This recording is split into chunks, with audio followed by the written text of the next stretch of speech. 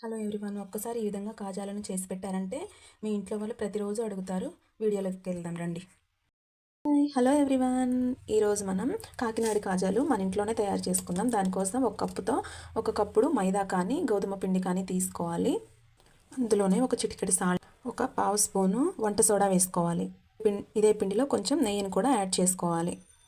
ఇప్పుడు ఈ పిండిని బాగా కలుపుకోవాలి. పిండిని అంతా కలుపుకున్న తర్వాత ఇట్లా ఈ కన్సిస్టెన్సీ రావాలన్నమాట. ఇందులో కొంచెం కొంచెంగా వాటర్ పోస్తూ పిండిని ముద్దలాగా, చపాతీ ముద్దలాగా కలుపుకోవాలి. మనం పిండిని కలుపుతుంటేనే నెయ్యి స్మెల్ వస్తుందన్నమాట. చాలా బాగుంటుంది. మన ఛానల్ని ఇంకా ఎవరైనా సబ్స్క్రైబ్ చేయని వాళ్ళు ఉంటే please subscribe my channel and support me. ఒక లైక్ ఇవ్వండి ఈ వీడియోకి. మనం పిండిని ఈ విధంగా మరీ మెత్తగా కాకుండా మరీ లూజ్గా కాకుండా ఈ విధంగా అయితే కలుపుకోవాలి. అంతలోకి స్టవ్ మీద ఒక గిన్నె పెట్టుకొని 1 కప్పు వరకు షుగర్ని వేసుకొని 1/2 కప్పు వరకు వాటర్ని కూడా వేసుకొని పాకంలాగా రానివ్వాలి. పాకం అంటే మరీ పాకం కాదు, తీగ పాకం కూడా కాదు. ఏ విధంగా అంటే జిగురులాగా వస్తే సరిపోతుంది. మనకి పాకం అనేది తీగ పాకం రానవసరం లేదు, జిగురుగా ఉంటే చాలు. ఇంకా ఎలా గుర్తుపెట్టుకోవాలంటే పంచదార కరిగిన తర్వాత ఒక 5 నిమిషాల నుంచి ఆఫ్ చేసుకోవడమే. గ్యాస్ ఆఫ్ చేసుకొని దీని మీద లిడ్ పెట్టుకోవాలి. మనం స్టవ్ ఆఫ్ చేసుకున్న తర్వాత ఒక 1/2 స్పూన్ వరకు నిమ్మరసాన్ని యాడ్ చేసుకోవడం వల్ల పంచదార పాకం అనేది గడ్డ కట్టకుండా ఉంటుంది. ఈలోపు మనం కాజాల కోసం చపాతీని అయితే ప్రిపేర్ చేసుకుందాం. ఇలా పిండిని 2 భాగాలుగా కానీ చేసుకొని, లేకపోతే ఒకటే భాగంగా చేసుకొని ఇలా పెద్దగా చేసుకోవాలన్నమాట కాజా. ఇలా చపాతీని చాలా పలచగా చేయడానికి ట్రై చేయండి. మన ఛానల్లో ఇంకా చాలా కుకింగ్ వీడియోస్ ఉన్నాయి, ఒకసారి వెళ్ళి ట్రై చేయండి. నేను చెప్పిన ప్రాసెస్లో చేశారంటే 1 మంత్ వరకు కూడా కాజాలు ఇలానే ఉంటాయి. చాలా బాగుంటాయి జ్యూసీగా. మనం ఈ విధంగా చపాతీని చేసుకున్న తర్వాత దీని మీద ఆయిల్ని రాసి ఇలా స్ప్రెడ్ చేసుకొని దీని మీదే కొంచెం పిండిని కూడా వేసుకొని ఆయిల్ రాసుకొని పూర్తిగా స్ప్రెడ్ చేసుకొని దీని మీద లైట్గా పిండిని కూడా చల్లుకొని ఇలా స్ప్రెడ్ చేసుకోవడం వల్ల పూరీలు అనేవి పొరలుగా వస్తాయి. కాజాలు చాలా టేస్టీగా ఉంటాయి. ఒకసారి ఖచ్చితంగా ట్రై చేసి చూడండి.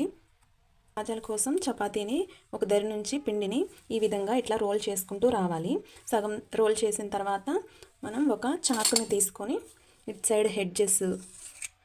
సైడ్ హెడ్జెస్ ఇలా తీసుకొని ఇలా మధ్యలో వేసుకోవాలి.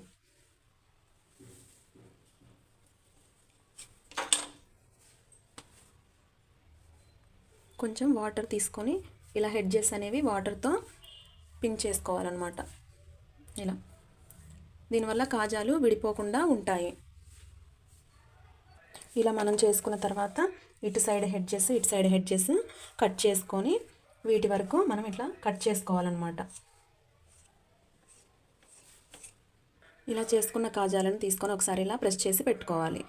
ఇలా ఉంది కదా, ఇలా ప్రెస్ చేసుకోవాలి. అన్నిటినీ కూడా ఇదే విధంగా ప్రెస్ చేయాలి. చూసారు కదా లేయర్స్ ఎలా కనపడుతున్నాయో, ఇలా కనపడతాయి అన్నమాట. ఆయిల్ గోరువెచ్చగా అయిన తర్వాత ఇలా మనం చేసుకున్న కాజాలని ఇందులో వేసుకోవాలి. ఆయిల్ అయితే హై ఫ్లేమ్లో ఉంచొద్దు, ఎక్కువ హీట్ కానివ్వద్దు. మనం కాజాలను నూనెలో వేసిన తర్వాత మనం కదిలియొద్దు, వాటంతట అవే పైకి రావాలన్నమాట. చూసారు కదా కాజాలు ఎలా పొంగుతున్నాయో. ఈ విధంగా గోల్డెన్ బ్రౌన్ కలర్ రాగానే వీటిని దించేసేయాలి. ఇలా అయితే తీసుకున్నాం కదా, ఇలానే పాకంలో వేసేయాలి. ఇలా వేడి వేయడం వల్ల ఆ సిరప్ అనేది బాగా పడుతుంది దానికి. చూసారు కదా ఎంత జ్యూసీగా వచ్చాయో. ఇలానే ఒక 5 నిమిషాలు వీటిని వేడిగా ఉన్నప్పుడు ఉంచడం వల్ల చాలా అంటే చాలా బాగుంటాయి. తీసి స్టోర్ చేసుకోవచ్చు ఒక డబ్బాలో.